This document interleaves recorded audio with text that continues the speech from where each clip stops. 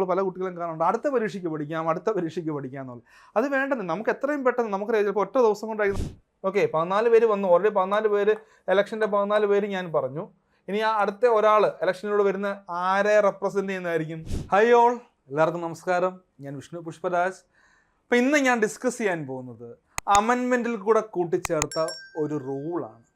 Okay, കഴിഞ്ഞ പരീക്ഷകൾക്കൊക്കെ ചോദിച്ചു, വളരെ പ്രധാനപ്പെട്ടതാണ്, ഞാൻ വീണ്ടും എടുത്തു പറയുകയാണ്. വളരെ ഇമ്പോർട്ടൻ്റ് ആയിട്ടുള്ള ഒരു റൂളാണിത് കേട്ടോ. ഓക്കെ, അതായത് എന്താണ്, election to Kerala state cooperative bank, Kerala state cooperative ബാങ്കിലേക്കുള്ള ഇലക്ഷനുമായി ബന്ധപ്പെട്ട ചട്ടം. കാരണം നമുക്കറിയാം ആക്ടിന് റൂളും ഒരുപോലെ ഇമ്പോർട്ടൻ്റ് ആണ്. ചില കുട്ടികൾ ആക്ടിന് മാത്രം പ്രാധാന്യം കൊടുക്കുന്നത് കാണുന്നു, പക്ഷെ അത് തെറ്റാണ്. റൂളിനും കൂടെ പ്രാധാന്യം കൊടുത്ത് നമുക്ക് രണ്ടും കൂടെ പഠിച്ചെങ്കിൽ പോകാം. നോക്കി നോക്കാം അല്ലേ. ഇപ്പം ഇവിടെ റൂൾ 35CA കേട്ടോ, ഇതൊരു ആഡ് ചെയ്തു വന്ന അമെൻമെന്റിൽ കൂടെ കൂട്ടിച്ചേർത്ത് പുതിയതായിട്ട് രൂപീകരിച്ച ഒരു റൂളാണിത്. ആരാണ് റൂൾ ഫ്രെയിം ചെയ്യുന്നത്? റൂൾ ഫ്രെയിം ചെയ്യുന്ന ഗവൺമെന്റ് ആണെന്ന് അറിയാലോ അല്ലേ. ഓക്കെ, അതിലേക്കൊന്നും ഞാൻ പോകുന്നില്ല. നമുക്ക് നോക്കാം എന്താണ് റൂള് 35CA പറയുന്നത്. Manner of election of members to the Kerala state cooperative bank and classification of each members. അതായത് എങ്ങനെയാണ് ഇലക്ഷൻ നടത്തുക, അതിൻ്റെ അകത്തുള്ള അംഗങ്ങളുടെ ഏതൊക്കെ ആ ഒരു വിഭാഗത്തിനെ കുറിച്ചൊക്കെയാണ് പറയുക അല്ലേ. അതിന് ക്ലാസിഫിക്കേഷൻ ഓഫ് ഈച്ച് മെമ്പേഴ്സ്, ഓരോ അംഗങ്ങളും എങ്ങനെയാണ് ഏത് എന്താ പറയുക സംവരണത്തിൽ നിന്നാണ് വന്നിട്ടുള്ളതെന്നൊക്കെയാണ് പഠിക്കാൻ പോകുന്നത്. ഓക്കെ, മണ്ഡലങ്ങളെ കുറിച്ചൊക്കെ പഠിക്കുന്നുണ്ട്.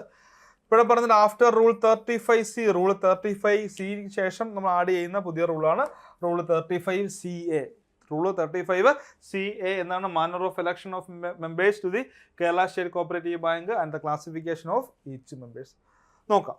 അപ്പോൾ ഇവിടുത്തെ പഠിപ്പിക്കുന്നത് വളരെ വിശദമായിട്ട് കണ്ട് മനസ്സിലാക്കണം കേട്ടോ. ഒന്നാമത് നമുക്ക് നോക്കാം, എന്താണ് പറയുക.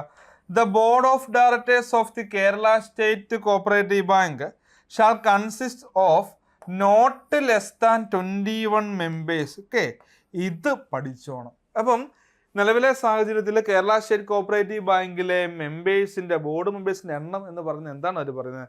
Consist of not less than 21. മക്കളെ ഇതൊന്ന് പ്രാധാന്യം കൊടുത്ത് പഠിക്കണം. 21 പഠിക്കരുത്, നോട്ട് ലെസ് ദാൻ കേട്ടോ, നോട്ട് ലെസ് ദാൻ 21 എന്ന് തന്നെ പഠിക്കണം. ക്ലിയർ ആവുന്നതോടെ എന്താണ് നോട്ട് ലെസ് ദാൻ 21, 21 കുറയാൻ പാടില്ല. ബോർഡ് മെമ്പേഴ്സിന്റെ എണ്ണം 21 കുറയാൻ പാടില്ല കേട്ടോ. The board of directors of the Kerala state cooperative bank shall consist of not less than 21 members എന്ന് ഓർത്ത് വെച്ചേക്കുക. അതിൽ അല്ലേ of which 15 members shall be elected by Class A members of the Kerala State Cooperative Bank.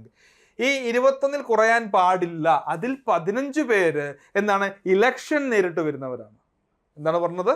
21 കുറയാൻ പാടില്ല, അതിൽ 15 പേര് A class members അല്ലേ, അവിടുത്തെ കേരള സ്റ്റേറ്റ് കോപ്പറേറ്റീവ് ബാങ്കിലെ എ ക്ലാസ് മെമ്പേഴ്സ് എന്താണ് എലക്ട് ചെയ്ത് വരുന്ന അവരെന്താണ് ഇലക്ഷനിലൂടെ വിജയിപ്പിച്ച് വിടുന്നവരെയാണ് എന്ത് പറയുക, ഈ 15 പേരെന്ന് ഓർത്ത് വെച്ചേക്കുക. മക്കളെ അത് പഠിക്കണം കേട്ടോ. 15 പേര് ഇലക്ഷനിലൂടെ വരുന്നതാണ്. അപ്പം നമുക്ക് നോക്കാം അവരെവിടെ നിന്ന് എങ്ങനെയൊക്കെയാണ് ആ ഒരു എന്താണ് കാറ്റഗറീസ് നോക്കാം.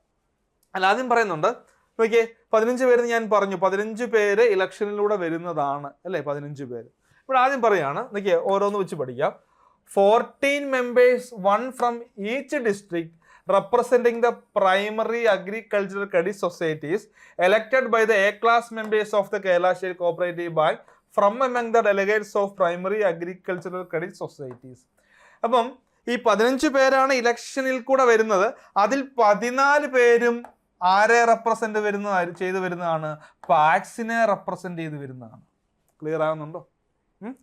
15 പേര് എലക്ട് ചെയ്ത് വരുന്നു അല്ലെ, ഇലക്ഷൻ നേരിട്ട് വരുന്നു. അതിൽ 14 പേര് പാക്സിനെ റെപ്രസെന്റ് ചെയ്ത് വരുന്നതാണ്. 14 പേര് ഓർത്ത് വെച്ചേക്കുക. ഓക്കെ, അതാണ് ഇവിടെ ആദ്യം പറഞ്ഞത്. 14 members, 1 from each district, representing the primary agriculture credit societies elected by the A-class members of the Kerala State Cooperative Bank from among the delegates of PAX. പാക്സിന്റെ ഡെലഗേറ്റ്സിൽ നിന്നാണ് ഈ 14 പേരിൽ വരുന്നത് കേട്ടോ. അപ്പം 14 പേര് വരുന്നത് നമ്മൾ മനസ്സിലാക്കണം. ഓരോ ജില്ലയിൽ നിന്നും ഓരോ ആൾക്കാരാണ് കേട്ടോ. ഓരോ ജില്ലയിൽ നിന്നും ഓരോരുത്തർ വെച്ചേ വരികയുള്ളൂ. ഒരു ജില്ലയിൽ നിന്ന് 2 പേര് വരില്ല. അപ്പൊ അതെങ്ങനെ നമുക്ക് നോക്കാം. നോക്കിയേ, 10 പേര് ജനറൽ മണ്ഡലത്തിൽ നിന്നായിരിക്കും കേട്ടോ. ജനറൽ മണ്ഡലത്തിൽ നിന്ന് 10 പേര്. പിന്നെ 3 പേര് എത്രയാണ്? 3 പേര് വനിതാ അംഗങ്ങളായിരിക്കും, ഒരാൾ SC/ST ആയിരിക്കും. അങ്ങനെയാണ് ഈ 14 പേര് കേട്ടോ. 10 പേര് ജനറൽ പൊതുമണ്ഡലമല്ല, ജനറൽ മണ്ഡലം. 3 പേര് വനിതാ മണ്ഡലം, ഒരാൾ SC/ST മണ്ഡലം. അങ്ങനെ 14 പേര് പാക്സിൽ നിന്ന് വരുന്നു. ഇപ്പൊ ഓർത്ത് നോക്കുക, ഓരോരുത്തരും ഓരോ ജില്ലയിൽ നിന്നായിരിക്കും വരിക അല്ലേ. ഓരോരുത്തരും ഓരോ ജില്ലയിൽ നിന്നായിരിക്കും വരിക എന്ന് ഓർത്ത് വെച്ചേക്കാം.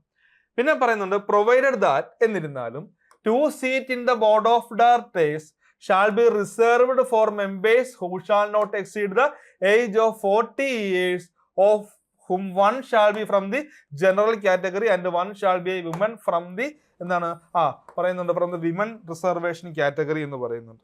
അതായത് നമ്മൾ മനസ്സിലാക്കണം, ഈ പുതിയ കാര്യം നമ്മൾ വന്നു യൂത്തിന് പ്രാതിനിധ്യം കൊടുക്കണമെന്നും പറഞ്ഞാൽ യൂത്തിന് പ്രാതിനിധ്യം കൊടുക്കണമെന്ന് പറയാം. അപ്പോൾ ഈ 14 2 പേര്, ഈ 14 പേര് ഞാൻ പറഞ്ഞില്ലേ, എനിക്ക് ഇവിടെ 14 പറഞ്ഞു, ഈ 14 2 പേര് എന്താണ് 40 വയസ്സ് പൂർത്തിയാകാത്തവരായിരിക്കണം. അങ്ങനെ ഒരു മണ്ഡലം തന്നെയുണ്ട്, 40 വയസ്സ് പൂർത്തിയാകാത്തവരായിരിക്കണം. അതിൽ ഒരാൾ എന്താണ് ഒരു സ്ത്രീ, 40 വയസ്സ് പൂർത്തിയാകാത്ത ഒരു സ്ത്രീ ഉണ്ടായിരിക്കണം, 40 വയസ്സ് പൂർത്തിയാകാത്ത ഒരു പുരുഷനും ഉണ്ടായിരിക്കണം കേട്ടോ, യൂത്തിന് പ്രാതിനിധ്യം കൊടുക്കാൻ വേണ്ടിയാണ്.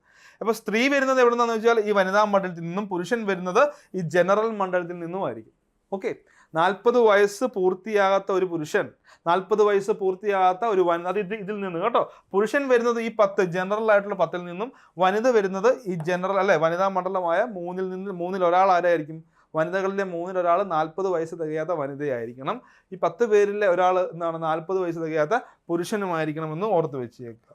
ഓക്കെ, പിന്നെ പറയുന്നുണ്ട് ഇവിടെ വീണ്ടും ഒരു എക്സ്പ്ലനേഷൻ വരുന്നുണ്ട്. The district from which women members SC/ST members and members not exceeding age of 40 are to be elected shall be decided by the registrar of cooperative society by way of taking lots. അതായത് ഞാൻ പറഞ്ഞു 14 ജില്ല, ഓരോ ജില്ലയിൽ നിന്നും ഓരോരുത്തർ, അങ്ങനെയാണ് 14 പേര്. അപ്പോൾ ഏത് ജില്ലയിൽ നിന്നായിരിക്കണം SC/ST മെമ്പർ, ഏതൊക്കെ ജില്ലയിൽ നിന്നായിരിക്കണം വനിതാ മെമ്പർ, അതിൽ തന്നെ ഏത് ജില്ലയിൽ നിന്നാണ് ഈ 40 വയസ്സ് തികയാത്ത, അങ്ങനെ ഉള്ള ആ ഒരു കാറ്റഗറി വരുന്നുണ്ടല്ലോ അല്ലേ, ആ ഒരു മണ്ഡലം വരുന്നുണ്ട്.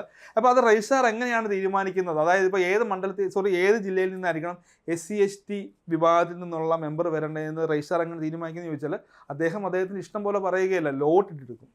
Okay, by taking of lot ആണ് കേട്ടോ, by way of taking lot എടുത്താണ് തീരുമാനിക്കുക.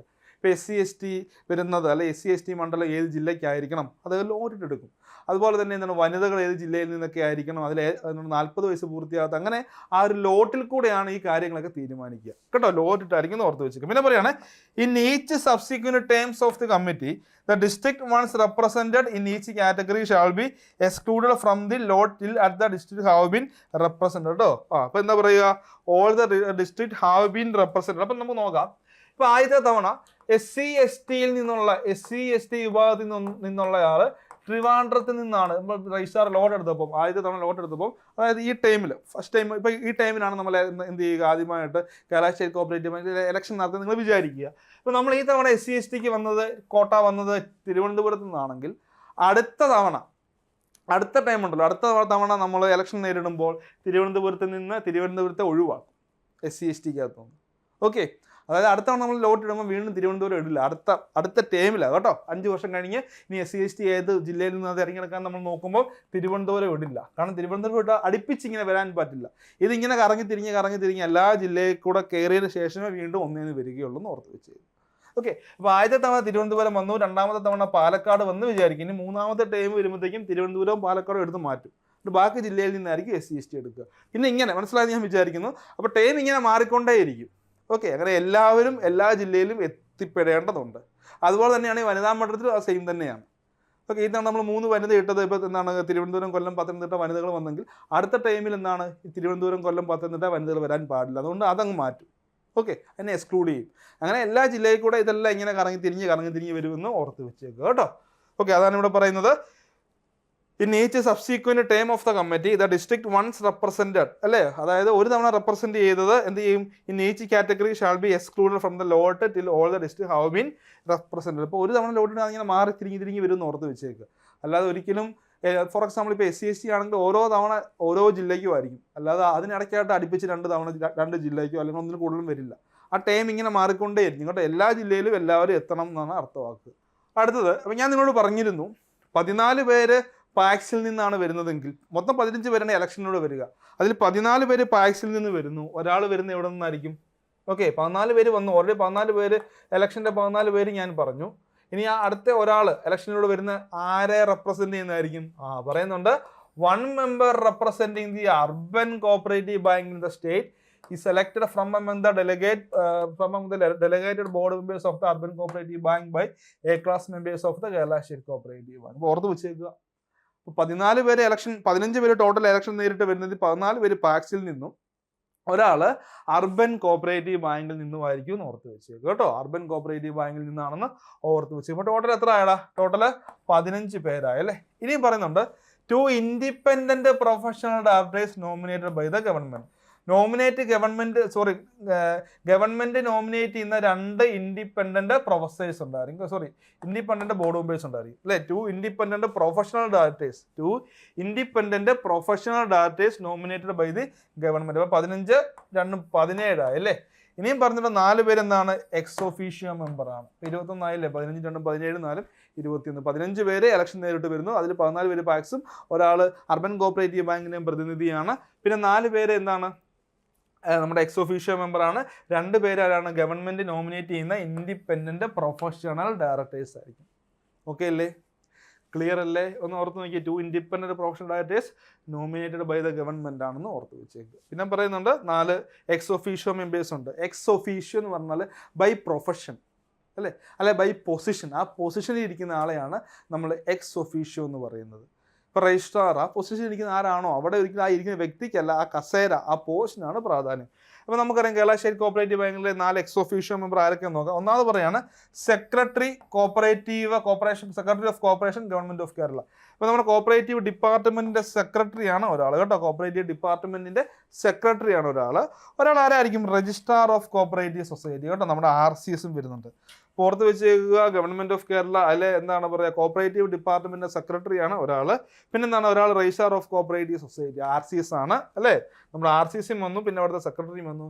പിന്നെ ആരാണ്? CEO അല്ലെ. കേരള സ്റ്റേറ്റ് കോപ്പറേറ്റീവ് ബാങ്കിന്റെ ചീഫ് എക്സിക്യൂട്ടീവ് കേട്ടോ. CEO chief executive officer of Kerala state cooperative bank. പിന്നെ പറയുന്നത് CGM അല്ലെ, ചീഫ് ജനറൽ മാനേജർ. ആരുടെ? നബാർഡിന്റെ കേരള റീജിയണൽ ഓഫീസിലെ ചീഫ് ജനറൽ മാനേജർ വരുന്നുണ്ട്. Chief executive Kerala state cooperative ബാങ്കിലെ ചീഫ് എക്സിക്യൂട്ടീവ് വരുന്നുണ്ട്. പിന്നെ ആരാണ്? RCS വരുന്നുണ്ട്, കോപ്പറേറ്റീവ് ഡിപ്പാർട്ട്മെന്റിന്റെ അല്ലെ, ആ ഡിപ്പാർട്ട്മെന്റിന്റെ സെക്രട്ടറിയും വരുന്നുണ്ട്. പിന്നെ എന്താ പറയുക, 2 പേര് ഇൻഡിപെൻഡന്റ് പ്രൊഫഷണൽ ഡയറക്ടേഴ്സ് ആയിരിക്കും. ആരെ നോമിനേറ്റ് ചെയ്യുന്നു? ഗവൺമെന്റ് നോമിനേറ്റ് ചെയ്യുന്നു. 15 പേര് ഇലക്ഷൻ നേരിട്ട് വരുന്നവരാണ്. അതിൽ 14 പേര് പാക്സിനെയും ഒരാൾ അർബൻ കോപ്പറേറ്റീവ് ബാങ്കിനെയാണ് പ്രതിനിധാനം ചെയ്യുന്നത്. നമുക്കറിയാം കേരള സ്റ്റേറ്റ് കോപ്പറേറ്റീവ് ബാങ്കിന്റെ മാനേജിംഗ് കമ്മിറ്റിയുടെ സ്ട്രെങ്ത് എന്ന് പറയുന്നത് 21 കുറയാൻ പാടില്ല എന്ന് ഓർത്ത് വെച്ചേക്കുക അല്ലേ. ഇതുമായി ബന്ധപ്പെട്ട റൂള് 35CA കേട്ടോ. ഇത്തരം കാര്യങ്ങളാണ് ഈ ക്ലാസ്സിൽ ഞാൻ ഡിസ്കസ് ചെയ്തത്. നിങ്ങൾക്ക് വളരെ വിശദമായിട്ട് ആ കാര്യങ്ങൾ മനസ്സിലായെന്ന് ഞാൻ വിചാരിക്കുന്നു കേട്ടോ. വളരെ വിശദമായിട്ട് കാര്യങ്ങൾ മനസ്സിലായെന്ന് വിചാരിക്കുന്നു. നമുക്കറിയാം നമ്മുടെ എക്സാം ഇനി അടുത്തെത്തി അല്ലേ. എക്സാം അടുത്തെത്തി. ഇനിയെങ്കിലും നമ്മളൊന്ന് പ്രോപ്പറായിട്ട് പഠിക്കണ്ടേ? അത് ഇനി പല കുട്ടികളും കാണുന്നുണ്ട് അടുത്ത പരീക്ഷയ്ക്ക് പഠിക്കാം എന്നുള്ളത്. അത് വേണ്ടത് നമുക്ക് എത്രയും പെട്ടെന്ന് നമുക്കറിയാം ചിലപ്പോൾ ഒറ്റ ദിവസം കൊണ്ടായിരിക്കും നമ്മളെ എന്താണ് പറയുക ആ പ്രൊമോഷനും അല്ലെങ്കിൽ നമ്മുടെ സീനിയോറിറ്റിയൊക്കെ വരുന്നത്. സോ നമ്മളൊരു കാരണവശാലും അടുത്ത പരീക്ഷ അല്ലേ, അതായത് നെക്സ്റ്റ് ഇമ്മീഡിയറ്റ് ആയിട്ട് വരുന്ന എക്സാമിന് കയറുക, ഇനി അതിനുശേഷമുള്ള പരീക്ഷയ്ക്ക് പഠിക്കാമെന്നും പറഞ്ഞൊന്നും ആയിരിക്കേണ്ട. എത്രയും പെട്ടെന്ന് വിജയിക്കുക എന്നുള്ളതാണ് എൻ്റെ ഞാൻ എപ്പോഴും കുട്ടിയോട് പറഞ്ഞു. നമ്മൾ എത്രയും പെട്ടെന്ന് വിജയിക്കുക, എത്രയും പെട്ടെന്ന് പഠിച്ചുകൊണ്ടേ ഇരിക്കുക. ഓക്കെ, അപ്പോൾ അതിനായി നമ്മൾ എൻട്രിയുടെ കോഴ്സുകൾ പ്രൊവൈഡ് ചെയ്യുന്നുണ്ട് കേട്ടോ. നമുക്ക് നോക്കാം, റാങ്കിനായി പഠിക്കാം, റാങ്ക് ഉള്ളിടത്ത് അല്ലേ. അപ്പോൾ നമ്മുടെ ഒരുപാട് കുട്ടികൾ റാങ്ക് ലിസ്റ്റിൽ വന്ന് ഇന്ന് ജോലിയിൽ പ്രവേശിച്ചിട്ടുണ്ട്. ഓക്കെ, ഇപ്പോൾ നമ്മുടെ കോഴ്സിൻ്റെ പ്രത്യേകത എന്ന് പറഞ്ഞാൽ എന്താണ്? Syllabus based record class. മാറിയ എക്സാമിന് അനുസൃതമായിട്ട് തന്നെ സിലബസ് ബേസ്ഡ് അല്ലേ റെക്കോർഡർ ക്ലാസ്സുകൾ പ്രോപ്പറായിട്ട് നമ്മുടെ ആപ്പിൽ റെക്കോർഡർ ക്ലാസ്സസ് ഉണ്ട്. അതുമായി ബന്ധപ്പെട്ട എന്താണ് പറയുക ലൈവ് ക്ലാസ്സുകളുണ്ട്. പിന്നെ നിങ്ങൾക്ക് ഏറ്റവും പ്രധാനപ്പെട്ട നിങ്ങൾക്ക് ഒരു സ്റ്റഡി പ്ലാൻ ഉണ്ടായിരിക്കും കേട്ടോ. ഇതാണ് നമ്മൾ ഏറ്റവും കൂടുതൽ ഇമ്പോർട്ടൻസ് കൊടുക്കേണ്ടത്. ടൈം ടേബിൾ പ്രകാരം നിങ്ങൾക്ക് ഒരു ടൈം ടേബിൾ സെറ്റ് ചെയ്ത് തന്നിട്ട് അതുമായി ബന്ധപ്പെട്ട ഒരു സ്റ്റഡി പ്ലാൻ ഉണ്ട്. അപ്പോൾ നിങ്ങൾക്ക് ആ സ്റ്റഡി പ്ലാൻ ഫോളോ ചെയ്താൽ അതിനനുസൃതമായിട്ട് പഠിച്ചാൽ തന്നെ നമുക്ക് എന്ത് ചെയ്യാം, എക്സാം ആകുമ്പോഴത്തേക്കും നമുക്ക് വിജയിക്കാൻ പറ്റും. അപ്പോൾ ഓർത്തൊക്കെ ഒരു സ്റ്റഡി പ്ലാൻ ഉണ്ട്. സിലബസ് ബേസ്ഡ് ആയിട്ടുള്ള കംപ്ലീറ്റ് ക്ലാസ് നമ്മുടെ ആപ്പിലുണ്ട്. പിന്നെ എന്താണ്, നമ്മുടെ ഒരു സ്പെഷ്യൽ മെൻറ്റർ നിങ്ങൾക്കുണ്ടായിരിക്കും കേട്ടോ അല്ലേ. ഒരു സ്പെഷ്യൽ മെൻറ്റർഷിപ്പ് പ്രോഗ്രാം നമ്മളിവിടെ ഇംപ്ലിമെൻറ്റ് ചെയ്യണം. മറ്റൊന്നുമല്ല, നിങ്ങൾക്ക് ഒരു ഇൻഡിവിജ്വൽ മെൻറ്റർ ഉണ്ടായിരിക്കും. നിങ്ങളുടെ കോഴ്സുമായി ബന്ധപ്പെട്ട കാര്യങ്ങൾ, അല്ലെങ്കിൽ നമ്മുടെ എക്സാമുമായി ബന്ധപ്പെട്ട കാര്യങ്ങൾ, അല്ലെങ്കിൽ നമ്മുടെ പഠിക്കുന്നതുമായി ബന്ധപ്പെട്ട കാര്യങ്ങളെല്ലാം നിങ്ങൾക്ക് എന്താണ് ക്ലിയർ ചെയ്യാൻ വേണ്ടി നിങ്ങൾക്കൊരു മെൻറ്ററിൻ്റെ സപ്പോർട്ട് ഇവിടെ നിങ്ങൾക്ക് ഉണ്ടായിരിക്കും. പിന്നെ എന്താണ്, പഠിച്ചാൽ മാത്രം പോരാ, എത്രത്തോളം പഠിച്ചെന്ന് നമ്മൾ വേണ്ടേ? പഠിച്ചാൽ മാത്രം പോരാ, എത്രത്തോളം പഠിച്ചെന്ന് നമുക്ക് അറിയണം. അപ്പോൾ അതുമായി ബന്ധപ്പെട്ട് എന്താണ് നമുക്ക് ഡെയിലി എക്സാംസുകളുണ്ട്. ഇപ്പോൾ പ്രീവിയസ് ഇയർ ക്വസ്റ്റ്യൻ പേപ്പറിന് അനുസൃതമായിട്ടും അതിലെ മോഡൽ ക്വസ്റ്റ്യൻസ് ഒക്കെ വെച്ചുകൊണ്ട് തന്നെയാണ് പ്രോപ്പറായിട്ട് ഓരോ ടോപ്പിക്കുമായി ബന്ധപ്പെട്ട എക്സാംസുകളുണ്ട്. പിന്നെ പ്രീവിയസ് ഇയർ ക്വസ്റ്റ്യൻ പേപ്പറുകളൊക്കെ നമ്മൾ എന്താണ് പ്രോപ്പറായിട്ട് അനലൈസ് ചെയ്ത് പഠിപ്പിച്ച് എന്താണ് അതുമായി ബന്ധപ്പെട്ട ഡിസ്കഷൻസ് എല്ലാം നമ്മൾ ഇവിടെ പ്രൊവൈഡ് ചെയ്യുന്നുണ്ട്. ഓക്കെ, ക്ലിയർ ആണെന്ന് ഞാൻ വിചാരിക്കുന്നു. ഇത്രത്തോളം നമ്മൾ എല്ലാ രീതിയിലും നമുക്ക് സപ്പോർട്ട് നമ്മൾ നൽകുന്നുണ്ട്. ഫോർ എക്സാമ്പിൾ ഇപ്പോൾ നമ്മുടെ റെക്കോർഡ് ക്ലാസ്സസ് കണ്ടാൽ അതുമായി ബന്ധപ്പെട്ട കാര്യങ്ങൾ നമുക്ക് ലൈവിൽ ചോദിച്ച് മനസ്സിലാക്കാം. പിന്നെ നമുക്ക് നമ്മുടെ എന്താണ് എക്സാംസുകൾ എഴുതി നമ്മുടെ സ്ട്രോങ് ഏരിയ ഏത്, വീക്ക് ഏരിയ എന്ന് മനസ്സിലാക്കാം. സ്ട്രോങ് ഏരിയസിനെ അതുപോലെ തന്നെ നമുക്ക് മെയിൻറ്റെയിൻ ചെയ്തുകൊണ്ട് വീക്ക് ഏരിയാസ് ഇമ്പ്രൂവ് ചെയ്യണ്ടേ. അപ്പോൾ അതിനാവശ്യമായിട്ടുള്ള കാര്യങ്ങളെല്ലാം ഇവിടെ മെൻറ്റേഴ്സ് എല്ലാം നിങ്ങൾക്ക് പ്രൊവൈഡ് ചെയ്യുന്നതായിരിക്കും. ഓക്കെ, പിന്നെ ഈ ഒരു മാസത്തിൽ ഏറ്റവും പ്രധാനപ്പെട്ട കാര്യം ഈ ഒരു ജൂൺ മാസത്തിൽ ഓഫറുകളുടെ പെരുമഴയാണ്. ഓക്കെ, ഓഫറുകൾ എന്ന് പറഞ്ഞാൽ എന്താണ് നമുക്ക് വിശ്വസിക്കാൻ പറ്റാത്ത രീതിയിലുള്ള ഓഫേഴ്സാണ് നമ്മൾ നൽകുന്ന ഒരു ഓഫറാണ്. നമുക്ക് എന്താണ് ഇപ്പോൾ നിങ്ങൾ കോഴ്സ് പർച്ചേസ് ചെയ്യുകയാണെങ്കിൽ കോഴ്സിൻ്റെ കാലാവധി എന്ന് പറയുന്നത് 1.5 വർഷമായിരിക്കും കേട്ടോ. 1.5 വർഷം കോഴ്സിൻ്റെ കാലാവധി നമ്മൾ പ്രൊവൈഡ് ചെയ്യുന്നുണ്ട്. ഓക്കെ, അതായത് നമുക്കിപ്പോൾ എന്താണ് അതിനകമാണ് സുഖമായിട്ട് വിജയിച്ച് കയറാം. പ്രോപ്പറായിട്ട് ചിട്ടയോടെ പഠിക്കുന്ന ഒരു കുട്ടിക്ക് വളരെ സിമ്പിളായിട്ട് തന്നെ എന്ത് ചെയ്യാം, ഈ എക്സാം വിജയിച്ച് കയറാൻ പറ്റുന്നതായിരിക്കും. അപ്പോൾ എന്താണ് ഇപ്പം നമ്മൾ ഈ കോഴ്സ് ഫീസുകളുമായി ബന്ധപ്പെട്ട കാര്യങ്ങളും കോഴ്സിനെ കുറിച്ച് അറിയാനും പരീക്ഷയെക്കുറിച്ച് അറിയാനും ഒക്കെ എന്താണ് നിങ്ങൾ ഈ ഒരു നമ്പറിൽ കോൺടാക്ട് ചെയ്യുക. 7736122215 നമ്പറിലേക്ക് കോൺടാക്ട് ചെയ്യുകയാണെങ്കിൽ എന്താണ് നിങ്ങൾക്ക് എല്ലാ കാര്യങ്ങളും എക്സാമുമായി ബന്ധപ്പെട്ട കാര്യങ്ങൾ, കോഴ്സുമായി ബന്ധപ്പെട്ട കാര്യങ്ങൾ, അല്ലെങ്കിൽ ഈ പരീക്ഷയുമായി ബന്ധപ്പെട്ട നിങ്ങളുടെ സംശയങ്ങളെല്ലാം എന്താണ് നമ്മുടെ ടീം നിങ്ങൾക്ക് അവിടെ എന്ത് ചെയ്ത് തരുന്നതായിരിക്കും. എല്ലാം നിങ്ങൾക്ക് പ്രോപ്പറായിട്ട് ക്ലിയർ ചെയ്ത് തരുന്നതായിരിക്കും. ഓർത്ത് വെക്കുക, ജൂൺ മാസത്തിൽ എന്താണ് ഇതുപോലൊരു ഓഫറിന് നിങ്ങൾക്ക് കിട്ടില്ല. ഓക്കെ, ജൂൺ മാസത്തിൽ ഒരുപാട് ഓഫറുകൾ നമ്മൾ പ്രൊവൈഡ് ചെയ്യുന്നുണ്ട്. അപ്പോൾ നിങ്ങൾ ഈ നമ്പറിൽ കോൺടാക്ട് ചെയ്യുക, കാര്യങ്ങൾ മനസ്സിലാക്കുക, നമ്മുടെ ടീം നിങ്ങളുമായിട്ട് കമ്മ്യൂണിക്കേറ്റ് ചെയ്യുന്നതായിരിക്കും. അതോടൊപ്പം തന്നെ എന്ത് ചെയ്യുക, നിങ്ങൾ നമ്മുടെ ചാനൽ നമ്മുടെ ചാനലിൽ നമ്മൾ വീഡിയോസ് ലൈക്ക് ചെയ്യുക, ഷെയർ ചെയ്യുക, നിങ്ങളുടെ സുഹൃത്തുക്കൾക്കൊക്കെ നിങ്ങൾ ഷെയർ ചെയ്ത് കൊടുക്കുക. നിങ്ങൾ നമ്മുടെ ചാനൽ സബ്സ്ക്രൈബ് ചെയ്യുക. മറ്റൊന്നുമല്ല, നമ്മൾ എല്ലാ ദിവസവും നമ്മൾ വീഡിയോസുകൾ അപ്ലോഡ് ചെയ്യുന്നതായിരിക്കും. ഓക്കെ, അപ്പോൾ എല്ലാവരും നന്നായിട്ട് പഠിക്കുക. എല്ലാവർക്കും all the best. Thank you.